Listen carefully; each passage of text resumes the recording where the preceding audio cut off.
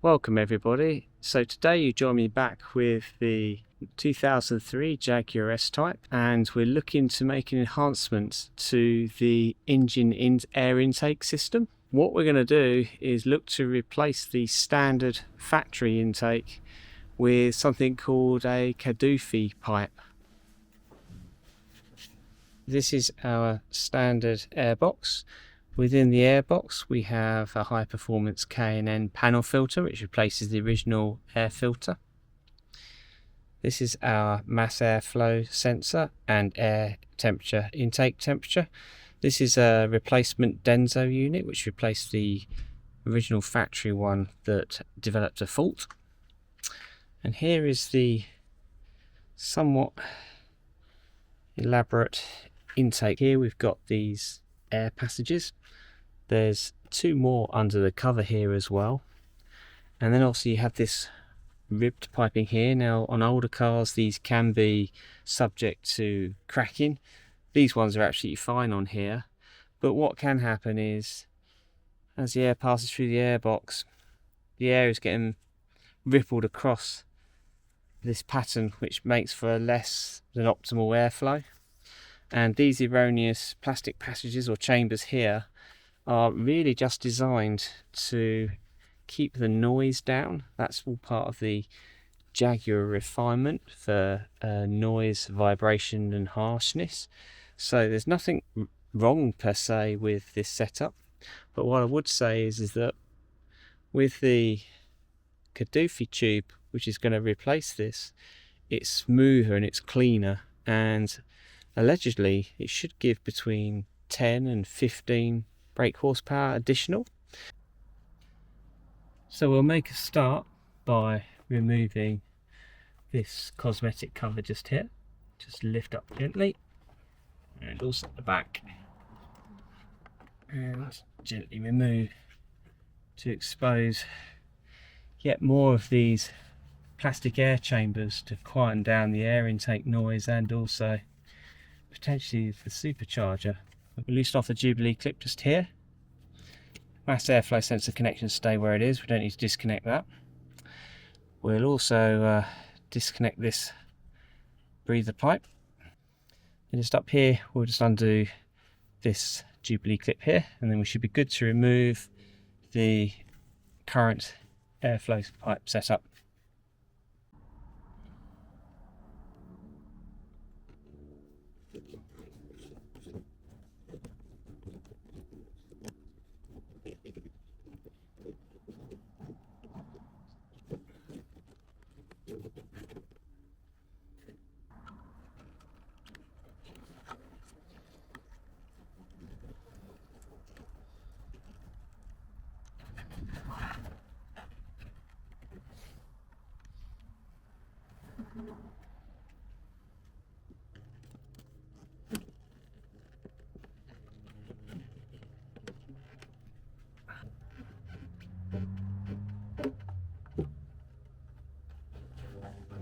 Just need to carefully remove that.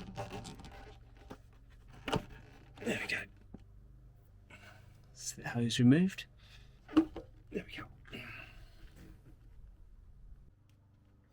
So here is the new pipe, all ready to go on. Now I'm just going to loosen off this clip here so it can go over here and go flush with the airbox.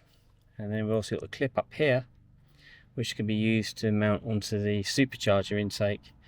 And handily, we also have a machined nose here which will allow us to fit the pre-existing standard breather hose. So I'm just going to use this dielectric grease, silicone grease. You can see it's got a temperature threshold of -40 to 200 degrees centigrade. So I was going to put a little bit of that around the snout, and then hopefully that'll allow me to get this section on nice and easy.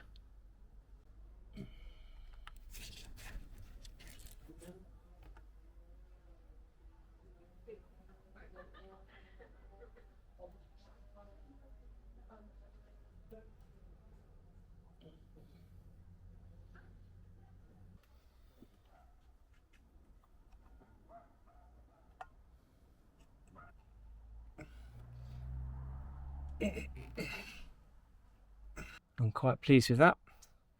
So I'm just going to move this clip into position.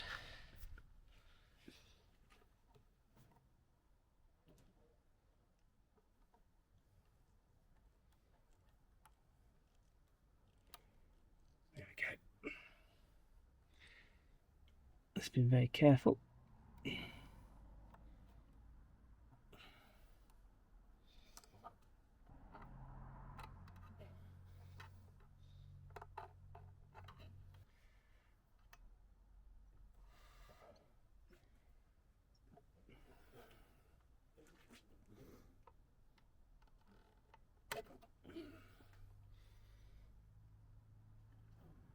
So I'm just feeling to make sure we've got that over the snout. Right, I'm just gonna start tightening it up a little bit. Not too much though, but just enough to give us a feel. I'm pretty happy with that. So I think what I now do is just trial fit the pipe between the airbox and this here. Okay, here it goes. Slowly on in. There we go.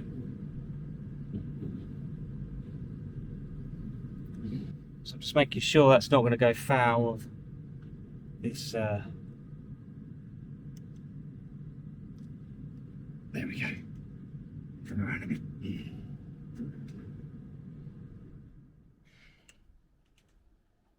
I think once we get the lower section on just here as a loose fit, I think we'll be able to adjust the position so that it's not touching the coolant tank or interfering with anything else come to that.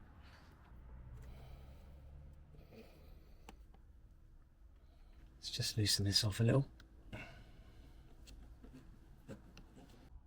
So just on the airbox I've released the two catches just to give a little bit more play for lining up this section in here. Seems to be working. I've just got it over the lip of the airbox, so now I'm just going to push on and push through and get it flush with this marker here, and then we should be good to start doing up some clips.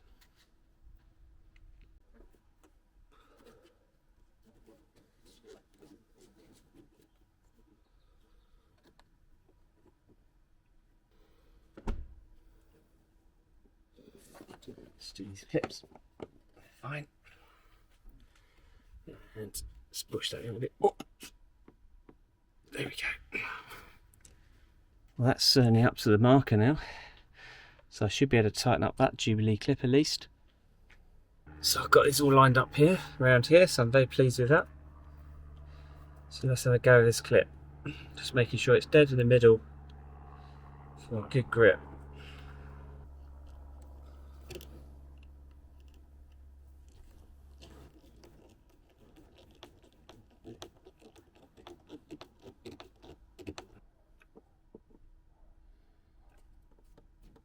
So yeah, like that.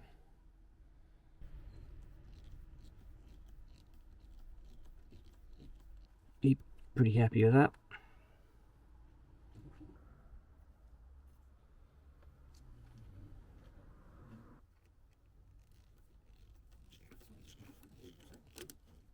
So you can see here it's pretty tight, but actually there is a couple of mil gap there, so I'm quite pleased with that.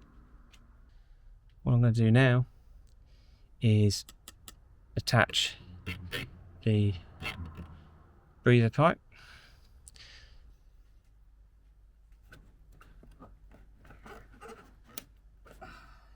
There we go. Let's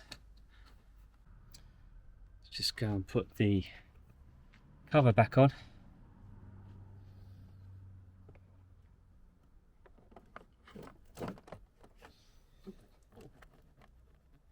Seems fine. Should just mention that before I put this all on, when I received and unpacked the Caldoofy tube, I was able to wash it up in a warm soapy solution, just using ordinary washing up liquid, and that just removes any dust or build up on the inside of the tube that you don't want being pushed through at force into your supercharger. So that's the only thing I did that I didn't capture on camera. That's quite straightforward. I think most people will know how to do washing up. Just let it dry and then polish up. That's straightforward. So the cover's on. So I think now we should go for a start-up.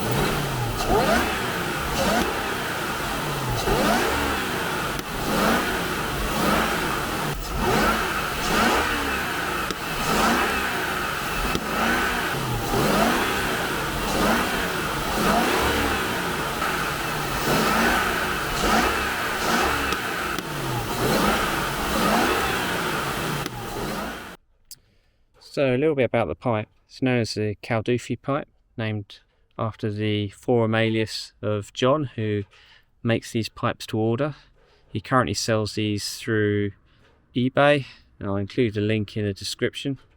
It is made to order here in the UK, and the difference is, compared to a lot of alternative pipes, is that you get this machined snout here which supports the factory standard breather hose. It's test drive time.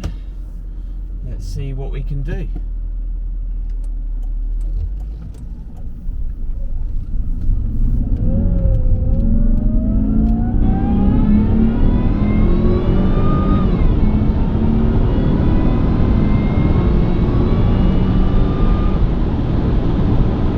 Well, I'll be honest, I can't honestly feel much of a difference, but then should I be really expecting a big difference on this modification? So the suggested gain is between 10 and 15 horsepower, but bearing in mind that this car is already putting out around 390 at the crank, subject to age, deterioration, etc, etc, so there's a rough approximation.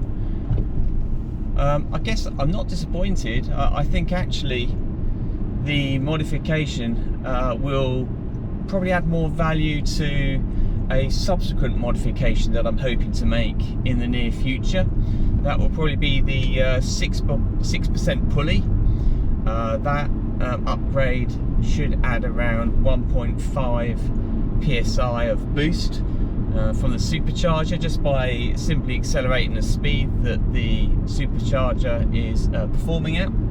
So that should give a welcome boost of torque, and also a little bit on the brake horsepower as well. The advertised gain for mid-range is around 20 to 25 brake horsepower, and max output probably about 10 to 15, just simply because at higher speeds the Eaton M1112 supercharger is not as efficient. I think it generates quite a bit of heat, and obviously heat causes the air to expand, etc, etc, so you're getting less air into the system commensurately. So all in all, I'm pretty pleased so far. Certainly no error codes or anything like that. Really important when upgrading things like the air intakes after the mass airflow sensor, that there is no air leaks, because that can play havoc with your fuel trims. I'd also suggest that one of the best modifications you can get right now is probably just replacing the mass airflow sensor. If it's never been changed before and your car is maybe 20 or anything up to 25 years old, and it's never been changed or cleaned, I'd certainly recommend getting the mass airflow sensor replaced or cleaned up. This so far on my journey thus far has probably been the most significant impact on the car's performance. Prior to replacing the mass airflow sensor, performance was a little bit stuttery, and then if you recall from a few episodes ago or a few videos ago, I was able to get the Jaguar diagnostic system, the SDD IDS system, connected to this car, and that did actually show that I had an issue with the mass airflow sensor, which had been replaced, and it just showed that it was an implausible reading coming from the mass airflow sensor, and also the air temperature was inaccurate, so it defaulted to a programmed 25 degrees centigrade. That really did make a difference once that issue was sorted out. Thank you very much indeed for watching. If you like this sort of content, do consider giving it a like, and also consider subscribing if you're not already subscribed. Well, thanks a lot, and here's to the next video. Bye for now.